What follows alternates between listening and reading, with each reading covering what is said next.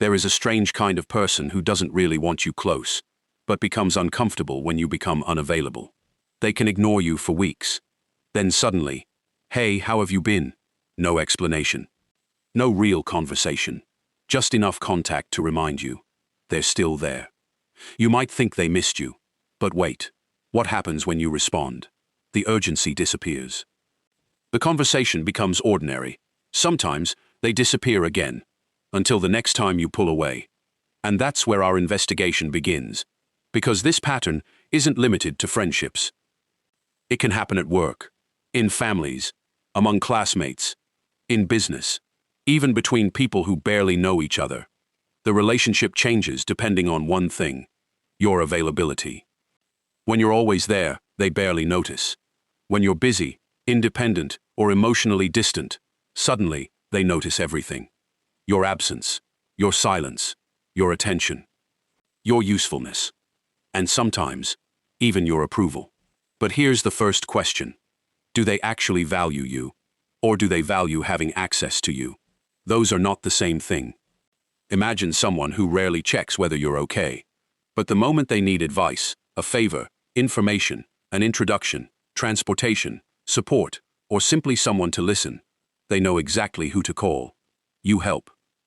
The situation ends, and so does their interest, until the next need. Now imagine something different. You stop answering immediately. You become busy. You stop volunteering. You stop explaining yourself. You don't announce that you're leaving. You simply become less available. And suddenly, their behavior changes. Are you okay? You don't talk anymore. You've changed. What happened to you? Notice something. They may not be asking, "How can I be better for you?" They may be asking, "Why can't I reach you like before?" That's a very different question.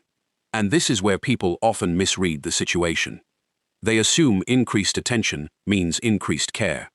But attention can have different motives. Sometimes it's genuine concern. Sometimes it's curiosity. Sometimes it's fear of losing a connection. Sometimes it's convenience. And sometimes it's about control, not necessarily some calculated, sinister plan. Control can be much quieter than that. It's knowing that if you call, someone will answer. If you need something, someone will help. If you're lonely, someone will listen. If you need reassurance, someone will provide it. Your availability becomes a psychological safety net, and the person may not even realize they're using you that way. But there's another possibility. Validation. Some people don't need you in their everyday life. They need evidence that they still matter in yours. That's why they may become unusually interested when you start moving forward without them. You get a new job. You make new friends. You become more confident.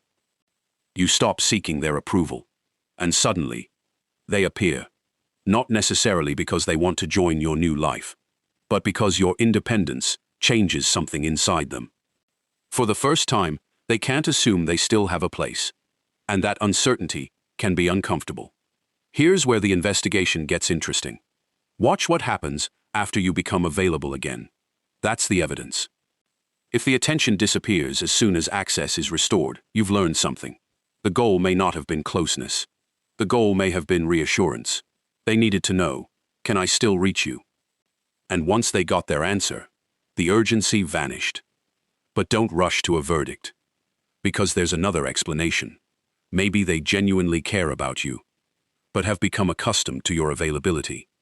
Maybe they took you for granted. Maybe your distance finally forced them to recognize what your presence meant. That's why one incident proves almost nothing. Patterns are evidence. Look at what happens repeatedly. When you need them, are they there? When they don't need anything, do they still show up? When you succeed, do they celebrate? When you set a boundary, do they respect it? When you become unavailable, do they become interested? And most importantly, do they want a relationship with the real you, or simply access to what you provide?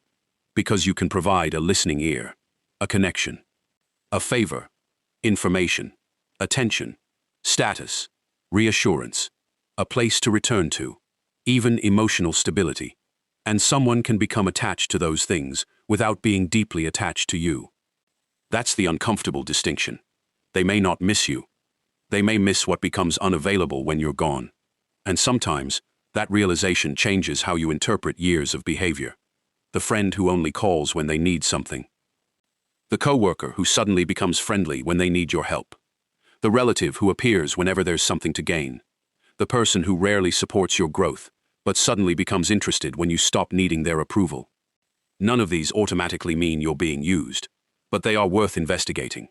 Because availability creates a strange psychological illusion. When people know they can reach you whenever they want, they may stop appreciating the fact that they can. Your constant presence becomes invisible.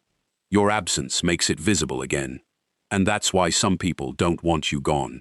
They simply want the door to remain unlocked. They want to know that if they ever decide to knock, you'll still answer. But here's the final question. What happens when you stop worrying about whether they will notice? When you stop trying to prove your value? When you stop making yourself endlessly available? You discover something important. You don't have to disappear to test someone.